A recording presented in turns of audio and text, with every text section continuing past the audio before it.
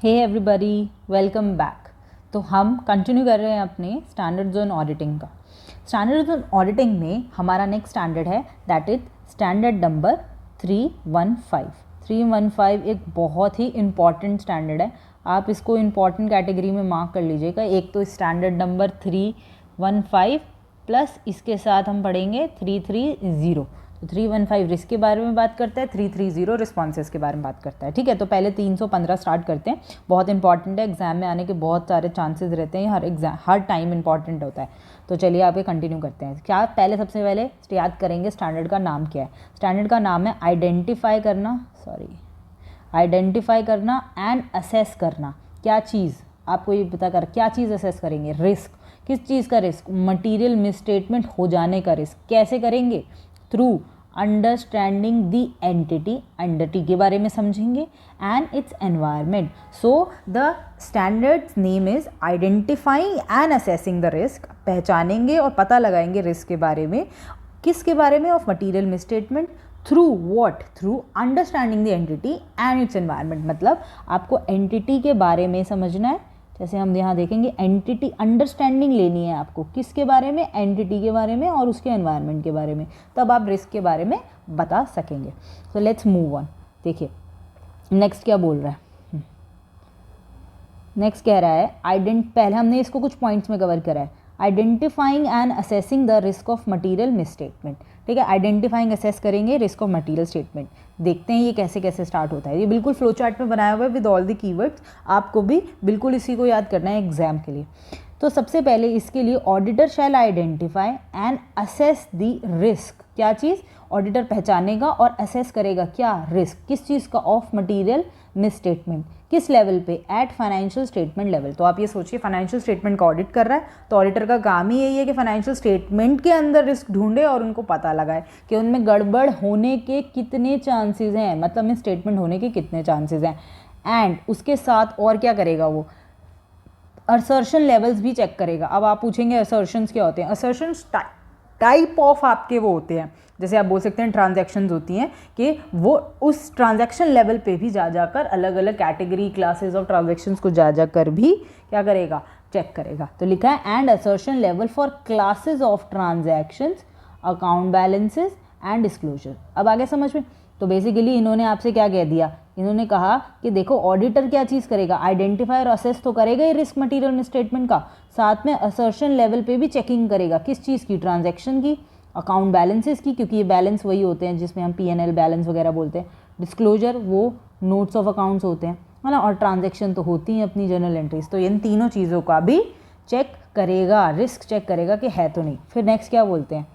For this auditor shall, auditor को क्या करना पड़ेगा? देखो, identify risk including relevant control relate to risk throughout the process of obtaining understanding of entity. मतलब वो risk को आइडेंटिफाई करेगा इंक्लूडिंग अगर उसको कोई भी कंट्रोल रिलेटेड रिस्क मिला, जैसे इंटरनल कंट्रोल्स में भी कोई प्रॉब्लम मिली, तो relevant control relate to risk throughout the process. कौन सा प्रोसेस? जब आप अंडरस्टैंडिंग ले रहे हो किसकी? एंटिटी की एंड इट्स एनवायरनमेंट की, by considering the classes of transaction. क्या कंसिडर करना है आपको?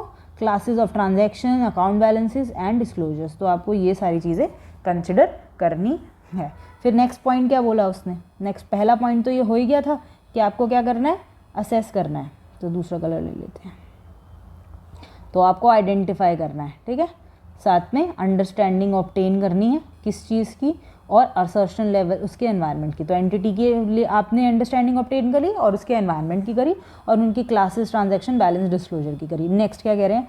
असेस करना है आपको क्या चीज़? जो आपने प्रीवियस पॉइंट में आइडेंटिफाई करे हैं रिस्क, एंड उसके बारे में आप इवैल्यूएट करेंगे, मतलब वो कितने इंपॉर्टेंट है कितने इंपॉर्टेंट नहीं है, ये सारी चीज़ evaluate whether they relate more pervasively. Pervasive मतलब क्या होता है? परवेसिव वर्ड का मतलब होता है व्याप्त। व्याप्त मतलब फैला हुआ, परवेसिव, पूरी तरह से फाइनेंशियल स्टेटमेंट के ऊपर कोई कंसिडरेशन इसकी है या नहीं है, ये चीज़ चेक करना होता है। इसलिए कहते हैं इसको परवेसिव है या नहीं है। तो वो कह तो रहा है कि आपको असेस करना है उस रिस्क को जो आपने आइडेंटिफाई करें और इवैल्यूएट करना है कि वो ज़्यादा परवेसिव, मतलब फाइनेंशियल स्टेटमेंट पे परवेसिव है या नहीं है to financial statement, and potentially affect many assertions. देखा, तो अगर आपके फाइनेंशियल स्टेटमेंट में असर्शंस है तो उनको अफेक्ट कर रहा है या नहीं कर रहा, और परवेसिवली मतलब पूरे फाइनेंशियल स्टेटमेंट पे तो नहीं फैला हुआ, परवेसिव मतलब फैलना, तो किस लेवल पे फैलना, पूरे व्याप्त है कि नहीं। ठीक है, नेक्स्ट पॉइंट पे आते हैं। नेक्स्ट पॉइंट क्या बोलता है हमारा, नेक्स्ट पॉइंट हमारा बोल रहा है कि रिलेट आइडेंटिफाइड। तो सबसे पहले हमने क्या करा, आइडेंटिफाई करा, अब असेस कर रहे हैं, अब क्या कर रहे हैं, रिलेट कर रहे हैं। Relate identified risk to what can go wrong at assertion level, कि ऐसा क्या गलत हो गया असर्शन लेवल पे। सबसे पहले गलती क्या हुई, रिस्क क्या है, फिर कैसे रिस्क हैं, पूरी फाइनेंशियल स्टेटमेंट पे असर डाल रहे हैं, नहीं डाल रहे हैं, कितने लेवल पे डाल रहे हैं, फिर थर्ड अगर वो डाल रहे हैं तो उनका रिलेशनशिप कैसा है असर्शन लेवल से या नहीं रिलेट कर रहे हैं, ये सिर्फ चेक करेंगे। ठीक है, तो next point is consider the likelihood of misstatement, मतलब क्या होने के चांसेस हैं, लाइक्लीहुड ऑफ मिसस्टेटमेंट, गलती होने के कितने चांसेस हैं, including the possibility of multiple misstatement, कि अगर बार बार गलतियां हो रही हैं तो लाइक्लीहुड परसेंटेज मिसस्टेटमेंट गलतियां होने के, और इंक्लूडिंग वो पॉसिबिलिटीज़ ऑफ मल्टीपल मिसस्टेटमेंट्स, कि हाँ यार बार बार गलतियां हो रही हैं, वो भी चीज़ आपको चेक करनी है। फिर next, whether potential misstatement magnitude result in material misstatement. देखो सिंपल है, पहले वर्ड यूज़ किया था मिसस्टेटमेंट, मिसस्टेटमेंट से हो गया गलती।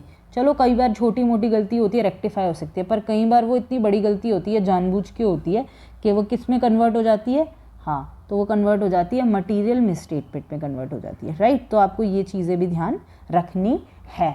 तो आपका बेसिक काम इसके अंदर है, पहले ये देखना कि वो जो गलती हुई है उसका परसेंटेज क्या है, कितनी बार वो गलती हो रही है, और वो गलती का मैग्नीट्यूड क्या है, मतलब आपके फाइनेंशियल स्टेटमेंट के ऊपर वो इतनी ज़्यादा प्रभावशाली तो नहीं है, मतलब उसका इतना ज़्यादा इफेक्ट तो नहीं है कि वो आपकी मिस स्टेटमेंट को मटीरियल मिस स्टेटमेंट में कन्वर्ट कर दे। ठीक है, एम को एमएम में कन्वर्ट कर दे, misstatement to material misstatement में। तो आपको ये चीज़ चेक करनी है एज एन ऑडिटर। फिर हम आ जाते हैं नेक्स्ट पॉइंट पे। ठीक है, पॉइंट नंबर 2 है। अब पहला पॉइंट तो हमने ये चेक कर लिया था कि आपको आइडेंटिफाई कैसे करना है, राइट, आपको आइडेंटिफाई कैसे करना है। अब हम ये चेक कर रहे हैं कि असर्शंस क्या क्या यूज़ करेंगे वो। ठीक है, what are the assertions use by auditor to consider different types of potential misstatement. अगर आपको गलतियां ढूंढनी है, पता लगानी है, तो क्या क्या असर्शंस यूज़ करेगा एक ऑडिटर। उसकी 3 कैटेगरीज बताई गई हैं, आपको तीनों कैटेगरीज को ध्यान में रखना है। पहली कैटेगरी बताई गई है असर्शंस की class of transaction and events. पहले बता दी था मैंने, ट्रांजेक्शन्स क्या होती हैं, वही ट्रांजेक्शन्स आपकी जर्नल एंट्रीज होती हैं। एक सेकेंड, ट्रांजैक्शन आपकी क्या होती हैं, जर्नल एंट्रीज होती हैं, है ना, इवेंट्स होते हैं, ये सारी चीज़ें जो आप उसको बुक्स में कंसिडर करते हो कि हाँ हमारे बिजनेस में ये चीज़ें हुई हैं। ठीक है, तो उसके बेसिस पे ऑडिटर चेक करेगा। असर्शन का पहला लेवल ड्यूरिंग द ऑडिट के ड्यूरिंग।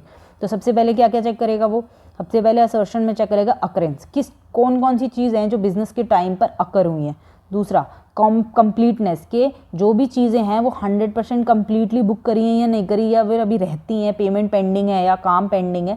फिर वो जो भी काम हुआ है वो एक्यूरेटली हुआ है या नहीं हुआ है, वो भी चीज़ चेक करेगा वो, राइट। ठीक है, फिर वो कट ऑफ चेक करेगा, कट ऑफ मतलब किस लेवल तक हो जाना चाहिए, किस टाइम लिमिट तक, क्या बेंचमार्क है। ठीक है, वो सारी चीज़ें चेक करेगा कि हाँ यार ये है या नहीं है। फिर क्लासिफिकेशन, कि आपने उसको किस कौन सी कैटेगरी में क्लासीफाई करा है, राइट, क्योंकि कैटेगरीज होती है ना, जैसे अगर आपको कोई इनकम हुई है तो आपको इसको डायरेक्ट इनकम में माना है, इनडायरेक्ट इनकम में माना है, अदर इनकम में माना है, स्पेकुलेटिव इनकम में माना है, कैसे इनकम में माना है। तो असर्शंस में आपके क्लास ऑफ ट्रांजेक्शन हो गई। ठीक है, अगर अगली में चेक करेंगे तो असर्शंस किस लेवल की होती है, अकाउंट बैलेंसेस की। अकाउंट बैलेंसेस में समझ जाइए जो लेजर तैयार होता है, फाइनल लेजर होता है ना, कि ये इसका बैलेंस है, ये इसका बैलेंस है, पता लगाते हैं हम। तो ये लाइबिलिटीज़ का बैलेंस है, ये एसेट्स का बैलेंस है, ये फिक्स एसेट्स का बैलेंस है, ये कस्टमर्स का बैलेंस है, राइट। ऐसे ऐसे एट पीरियड एंड पे। ठीक है, जैसे हम पीएनएल बनाते हैं ना, हम पीएनएल क्या बनाते हैं, पीएनएल आप क्या करते हो, ड्यूरिंग द पीरियड बनाते हो। ठीक है, ड्यूरिंग द पीरियड बनाने के बाद उससे जो भी वैल्यूज़ निकलती हैं वो कहाँ ट्रांसफ़र हो जाती हैं, बैलेंस शीट में चल जाती है। और बैलेंस शीट क्या बनता है, ईयर एंड पे बनता है। ठीक है ना, तो ईयर एंड पे बनता है, तो आपको उस टाइम पे सारे बैलेंसेस देखने होते हैं। तो वही चीज़ लिखी हुई है account balances at period end. उसमें आप ये देखोगे कौन कौन सी चीज़ आपके बैलेंस शीट में चाहे इधर हो एग्जिस्ट करती है। तो पहला आप सारी असर्शंस की एग्जिस्टेंस देखोगे। ठीक है, वो असर्शंस अपने आप में कंप्लीट है या नहीं है, 100% वो सब हैं, जो भी उनका लेवल है वो देखोगे। फिर वो असर्शंस जो भी हैं वो उनके क्या राइट्स हैं, क्या ऑब्लिगेशंस हैं, क्योंकि अगर यहाँ पर होंगी तो लाइबिलिटी साइड होगी तो लोन्स एंड एडवांसेस के बारे में बात चल रही होगी, या कोई ना कोई डिबेंचर शेयर होल्डर, राइट। और एसेट होगी तो फिर कोई ऑब्लिगेशन होगी, वो सब। फिर क्या वैल्यूएशन है। अब ये भी बात हो जाती है ना, जैसे हम फिक्स्ड एसेट्स हैं तो हम बाहर से लोगों से वैल्यू लगवाते हैं, ऐसे ही लोन्स एंड एडवांसेस में भी बाहर से वैल्यू लगवाई जाती है, बहुत सारी चीज़ें होती हैं। तो आपको ये हर बार चेक करना है ऑडिटर को कि उसकी वैल्यूएशन या एलोकेशन वो कहाँ की गई है। तो अभी तक हमने किसकी असर्शंस चेक कर ली। First we have check the classes of the transaction in event, कि ट्रांजेक्शंस में occurrence, completeness, accuracy, cut off और क्लासीफाई कहाँ करा है। फिर हमने सेकंड में देख लिया कि क्या क्या अकाउंट बैलेंसेज हैं, कंप्लीट होने चाहिए, एग्जिस्टेंस होनी चाहिए, उसके राइट ऑब्लिगेशन सही होनी चाहिए, वैल्यूएशन और एलोकेशन होनी चाहिए।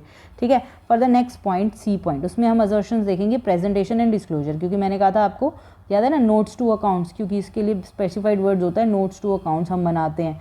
बैलेंस शीट अगर आपने प्रैक्टिकली बनाई होगी तो आपने देख ही लिया होगा कि जो फेस होता है उसके बाद direct notes to account start हो जाते हैं, जहाँ पर शेयर कैपिटल, रिजर्व्स के बारे में बताते हैं, कितने शेयर्स थे, कितने रुपए में थे, कौन कौन सी चेंज ऑफ शेयर होल्डिंग हुई है। फिर नोट्स स्टार्ट होते हैं, वर्किंग नोट्स, जिसमें आप बताते हो कितना कैपिटल है, पैद में कितना हुआ, फिर क्या लाइबिलिटीज़, फिर एसेट्स की बारी आती है, फिर रेवेन्यू की, फिर एक्सपेंस की। तो these are notes to account, जिसके अंदर आप सारी चीज़ों को प्रेजेंट करने का तरीका और डिस्क्लोजर का तरीका बताते हो।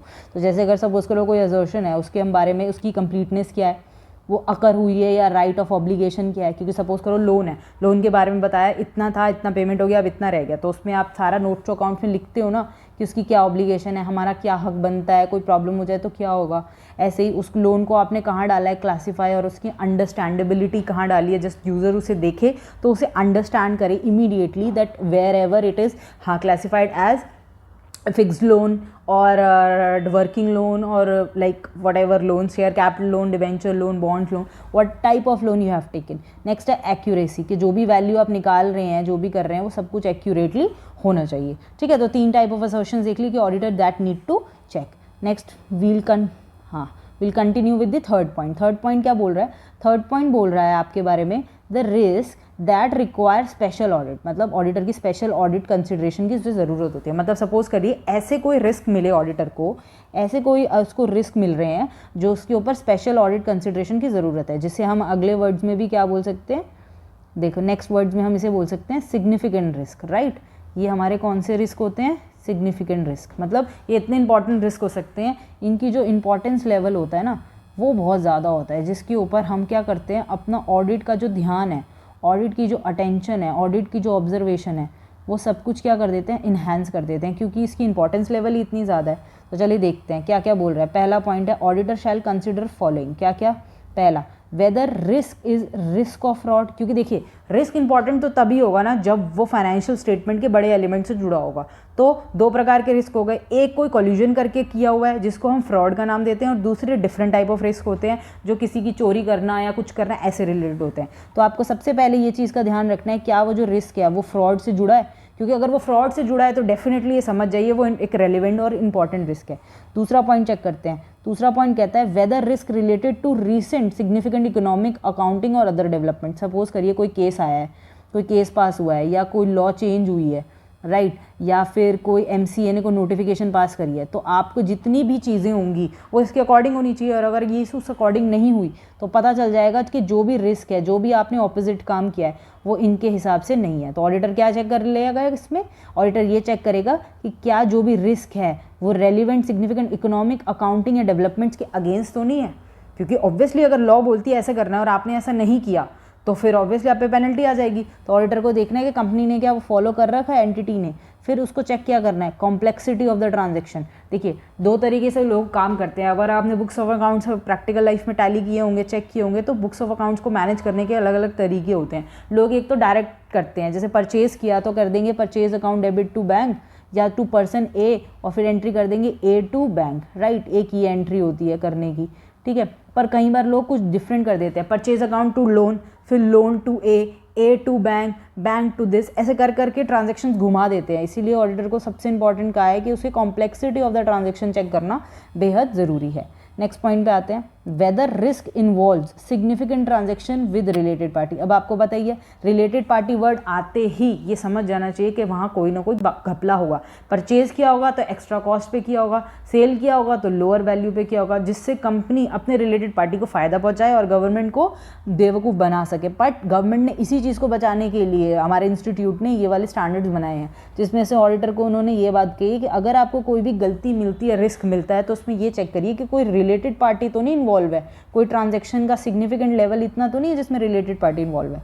ठीक है, नेक्स्ट पॉइंट, लास्ट पॉइंट पे चलते हैं। Whether risk involve significant transaction outside normal course of business. अब देखो, इसका तो सिंपल एग्जांपल है कि आपने मेमोरेंडम, जो आपका मेमोरेंडम होता है, एमओए होता है, उसमें ऑब्जेक्ट क्लॉज होता है। तो ऑब्जेक्ट क्लॉज के अंदर हम ये लिखते हैं कि हमारा जो बिजनेस है वो इस रेलेवेंस का है, ये चीज़ है, हम ये काम करेंगे, ऐसे ऐसे होगा, ठीक है। पर अगर आप ऑब्जेक्ट क्लॉज को वायलेट करते हैं तो फिर आपके ऊपर अलग अलग पेनल्टीज़ लग जाती हैं, अलग अलग कंडीशंस हो जाती है। कोई फीस में फंस जाते हो आप, कोई लिटिगेशन में फंस जाते हो, कोई पेनल्टी लग जाती है आप पर, ठीक है। तो बहुत सारी कंडीशंस होती हैं जिसमें हम फंस सकते हैं अगर हम अपने ऑब्जेक्ट क्लॉज को फुलफिल नहीं करते। तो इसीलिए ये बात को ध्यान रखना होता है कि हम अपने ऑब्जेक्ट क्लॉज को रखें। तो ऑडिटर को स्पेशली बोल दिया कि जो नॉर्मल कोर्स ऑफ बिजनेस है ना, अब नॉर्मल कोर्स ऑफ बिजनेस है फाइनेंशियल ट्रांजेक्शन हमारा, जैसे बैंक है, बैंक का काम है डिपॉजिट लेना, लोन देना, फाइनेंस करना, गाड़ियाँ, घर फाइनेंस करना, ये सब काम है उसका, और लॉकर रखना। बट अगर इससे हटकर बैंक कुछ सर्विसेज देने लग जाए, है ना, मोबाइल फ़ोन की सर्विसेज, इधर उधर कोई रिपेयर सर्विसेज, तो उसका नॉर्मल कोर्स में काम नहीं है। तो ऑडिटर देखेगा यार यहाँ पे ना कोई रिस्क चल रहा है जो कि सिग्निफिकेंट ट्रांजैक्शन से जुड़ा हुआ है। दैट मीन्स आप क्या कर रहे हो, आप ऐसी चीज़ें फाइनेंस कर रहे हो जो फाइनेंस करनी होती नहीं है, या फिर आप पैसे को गलत तरीके से घुमा रहे हो, किसी से लेते हो, गलत लोगों को देकर वहाँ से घुमा रहे हो। तो ऐसा कोई रिस्क जो फाइनेंशियल ट्रांजैक्शन से रिलेट कर रहा हो और वो कहाँ हो, आपके नॉर्मल कोर्स से बाहर हो, that means out of the course हो, एक डिफरेंट वर्क कर रहे हो आप, तो उसमें भी रिलेट रिस्क रहता है। तो ऑडिटर को वो भी चेक करना है, ठीक है। नेक्स्ट मूव करते हैं। नेक्स्ट हम नेक्स्ट में क्या बोल रहे हैं, नेक्स्ट में देखो, नेक्स्ट में हमारे सामने आ गया है अंडरस्टैंडिंग ऑफ एन एंटिटी। अब हमारे सामने क्या बोल रहा है कि आपको क्या करना है, एंटिटी को समझना है और उसके एनवायरनमेंट को समझना है, including entities IC. What is IC?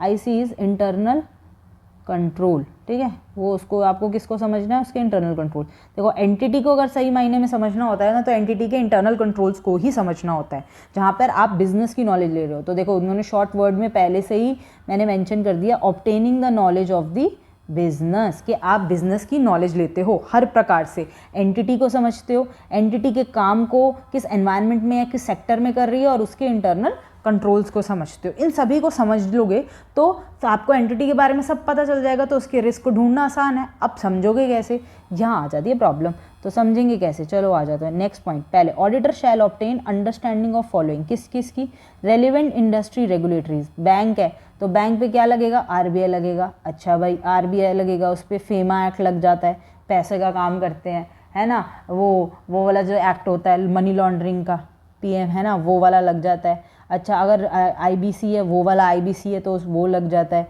अच्छा मोटर व्हीकल एक्ट के अंदर भी उसे काम करना पड़ता है, लीगल फॉर्मेलिटीज़ में भी वो फंसती है। तो इंडस्ट्री, रेगुलेटरी इंडस्ट्री कौन सी है, अब बैंक को रेगुलेट कौन सी करती है, रेगुलेटरी इंडस्ट्री या आरबीआई, और अदर एक्सटर्नल फैक्टर्स जो मैंने ये बता दिए। तो बेसिकली हम ये देखना होता है कि एंटिटी किस एरिया में काम कर रही है, किस सेक्टर में, और उसके ऊपर रेगुलेट लगाने वाली एंटिटी कौन सी है।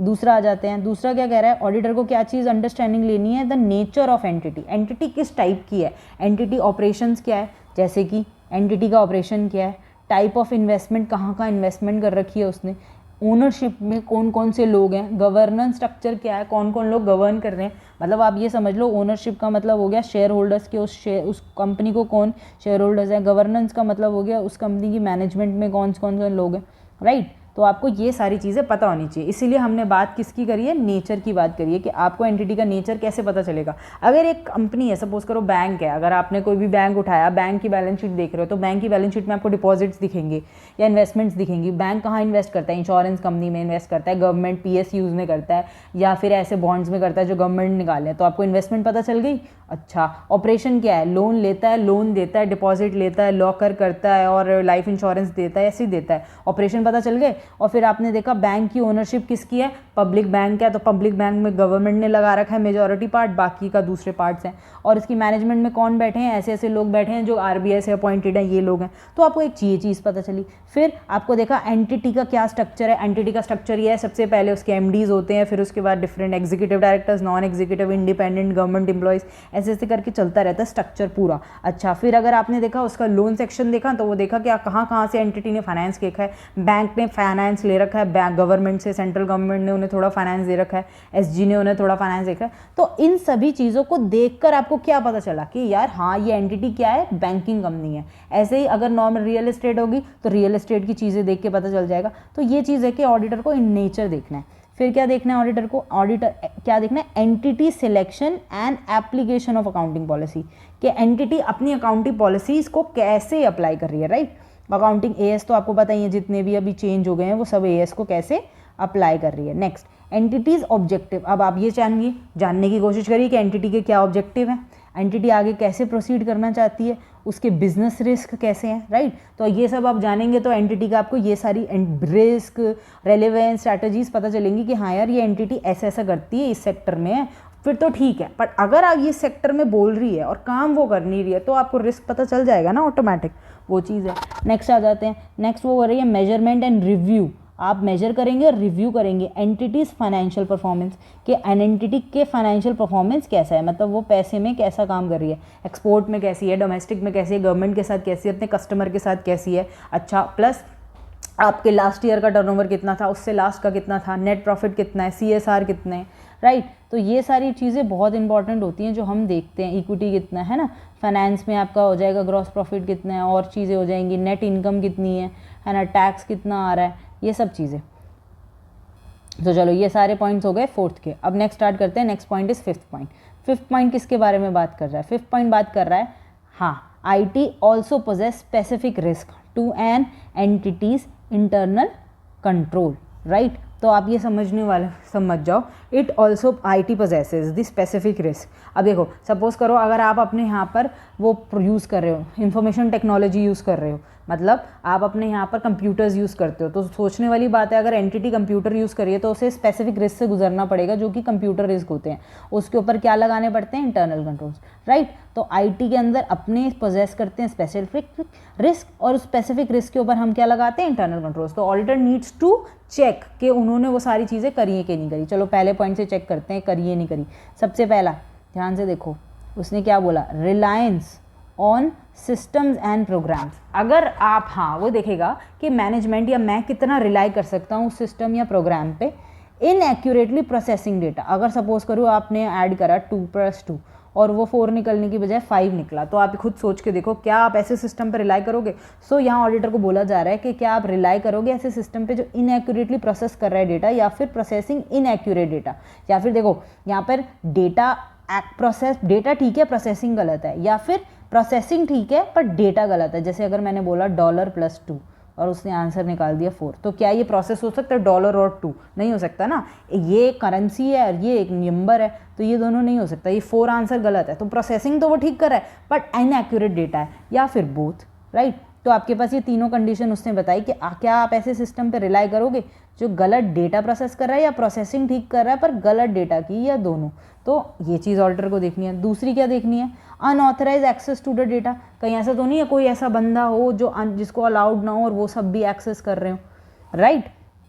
तो वो चीज़ भी देखनी है कि वो ऐसा गड़बड़ कर रहा है नहीं कर रहा। और देख लेते हैं possibility of the IT personnel gaining access privilege, कि क्या कोई IT पर्सनल ऐसा है, मतलब IT पर्सनल का मतलब एम्प्लॉयज़ ऐसे हैं जो गेन कर रहे हैं फालतू की एक्सेस प्रिविलेजेस, मतलब फालतू की प्रिविलेजेस कर रहे हैं, है ना, मतलब जो उनको नहीं है, जो उनके दायरे से बाहर है, क्या वो ऐसे कर रहे हैं। फिर अनऑथराइज चेंजेस टू डेटा, क्या कोई ऐसा तो नहीं है जो डेटा चेंज कर रहा है। और ये किसके रिगार्ड में बोल रही हूँ मैं, ये सिर्फ और सिर्फ कंप्यूटर के रिगार्ड में बातचीत हो रही है और किसी के बारे में नहीं, क्योंकि वर्ड है IT, इंफॉर्मेशन टेक्नोलॉजी। अगर आप कंप्यूटर यूज़ कर रहे हो तो आपके लिए डेटा इंपॉर्टेंट है, आपके लिए प्रोसेसिंग इंपॉर्टेंट है, राइट। आपके लिए इनपुट इंपॉर्टेंट है कि आपका इनपुट है, फिर आपका जो आउटपुट निकलेगा वो इंपॉर्टेंट है बहुत, कि वो सही निकलना चाहिए, ठीक है। फिर मॉडिफिकेशन नहीं हो, मॉडिफिकेशन वो इम्पॉर्टेंट है ना। और वो ये जो भी एक्सेस है, एक्सेस अगर कोई एक्सेस कर रहा है आपकी तो वो इंपॉर्टेंट है। तो भी लिखा है access to data IT personnel access privilege, वो गलत है। चेक करो अनऑथराइज चेंज तो नहीं हो रहा डेटा। फिर उसके बाद क्या बोला उन्होंने, अनऑथराइज चेंजेस टू सिस्टम और प्रोग्राम। डेटा, यहाँ तो डेटा चेंज हो रहा था, यहाँ पे प्रोग्राम ही चेंज कर दिया, मतलब कोडिंग बदल दी, मतलब किसी ने आपके यहाँ पर आकर कोड्स बदल दिए या फिर बग्स छोड़ दिए, तो वो तो नहीं कर दिए। फिर नेक्स्ट, फिर उसने कहा failure to make changes to system और प्रोग्राम, मतलब सपोज करो, हाँ, एक्सेस रिस्ट्रिक्शंस, किसी ने आप पे एक्सेस रिस्ट्रिक्शन तो नहीं लगा दी कि आप उसको एक्सेस करना चाह रहे हो, पर जिसे हम डिनाइल ऑफ सर्विस भी बोलते हैं इसका में, कि डिनाइल ऑफ सर्विस मतलब आप उसे एक्सेस करना चाह रहे हो पर कोई आपको रोक रहा है, जिसकी वजह से क्या हो रहा है, फेलियर हो रहा है, ठीक है। फिर नेक्स्ट, इनएप्रोप्रिएट मैनुअल इंटरवेंशन, कि जो भी आप डेटा एंटर करने जा रहे हो पर कोई मैनुअली वहाँ बैठकर मैनुअली आपको स्टॉप कर रहा है, ठीक है, मैनुअली आपको क्या कर रहा है, स्टॉप या प्रॉब्लम पहुंचा रहा है जिससे आप वो काम कर नहीं पा रहे हो। नेक्स्ट नेक्स्ट क्या है हमारा, पोटेंशियल लॉस ऑफ डेटा। आपका डेटा क्या कर दिया, चोरी कर लिया, या इनेबिलिटी टू एक्सेस डेटा, वही आ गई ना कि आपका क्या कर रहे हैं वो, हाँ आपका क्या कर लिया उन्होंने, थेफ्ट कर लिया, स्टील कर लिया, है ना, स्टॉप कर दिया, कुछ भी ऐसे काम कर दिए जिससे आप अपने डेटा को एक्सेस ना कर सको या फिर आप अपने डेटा को लूज आउट कर जाओ। तो ये सारी चीज़ें थी, ठीक है। तो आपको ये सारी चीज़ें याद रखनी है। एक बारी समरी में फटाफट से देख लेते हैं। फर्स्ट पॉइंट में आपको क्या करना है, आइडेंटिफाई करना है, असेस करना है कि रिस्क क्या है, कैसा है, ठीक है। नेक्स्ट पॉइंट में मैंने आपसे जिक्र करा असर्शन लेवल पे ऑडिटर को असर्शंस चेक करनी होती है 3 टाइप की, तो तीनों टाइप के बारे में बात करी। फिर हमने चेक करा कि कौन कौन से ऐसे रिस्क होते हैं जो ऑडिटर को ध्यान रखने पड़ते हैं, स्पेशल सिग्निफिकेंट रिस्क। फिर फोर्थ में हमने बात करी अंडरस्टैंडिंग की, अंडरस्टैंडिंग में एंटिटी की, उसके एनवायरनमेंट की और उसके इंटरनल कंट्रोल्स की। फिर हमने नेक्स्ट पॉइंट में बात करी कि जो भी आईटी है वो यूज़ कर रहे हो तो वो बहुत ध्यान से यूज़ करो और ये चेक करो कि उसमें ये सारी गिवन गलतियाँ ना हो, ठीक है। तो गाइज़ हम मिलेंगे नेक्स्ट वीडियो में, उसमें हम फर्दर अपना स्टैंडर्ड मूव ऑन करेंगे और आप तब तक के लिए सारे स्टैंडर्ड रिवाइज करते रहें, कीवर्ड्स मार्क करते रहें, एग्जाम से पहले इन्हें 2-3 बार ज़रूर रिवाइज करें, ठीक है। और अपने फ्रेंड्स के साथ भी शेयर करें जो कि सीए फाइनल और सीए इंटर का एग्ज़ाम दे रहे हैं। सो टिल देन, और मुझे ज़रूर ये बताएं कमेंट बॉक्स में कि आप किस टॉपिक के ऊपर, चाहे वो आईडीटी, डीटी या ऑडिट में से या कोई और थ्योरी सब्जेक्ट में से, जिस भी फाइनेंशियल एस्पेक्ट्स पे वो है, वो कौन सा थ्योरी समरी चार्ट चाहते हैं या फ्लो चार्ट चाहते हैं, उसकी क्रिस्प एनालिसिस चाहते हैं, ठीक है। तो we'll be meeting in the next video with a new standard. Thank you.